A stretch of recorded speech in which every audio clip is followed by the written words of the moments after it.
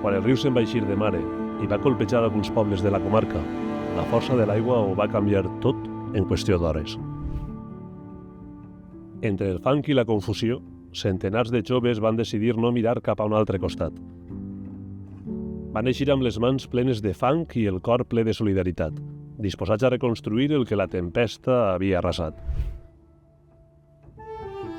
Van netejar, van escoltar, van consolar i van tornar l'ànim als carrers i el somriure a moltes cases. Aquells dies, la solidaritat va tindre rostre jove i mirada decidida. Nosaltres, les persones que treballem cada dia amb la joventut, sabem del seu compromís, del seu bon cor i d'eixa manera ferma de posar-se al costat dels altres quan més falta fa. Massa sovint se'n parla amb desconfiança o desesperança, però una vegada més ens han demostrat que són part de la solució, no del problema.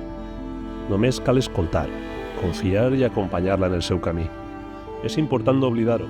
La joventut no és només el futur, és el present que ja cuida i que ja ajuda i que ja transforma. Parlem d'ella amb confiança, amb orgull i amb il·lusió. Perquè té la capacitat de convertir el dolor en força i de fer renaixer la vida allà on semblava perdut. Gràcies al voluntariat jove, els nostres pobles van recuperar molt més que carrers.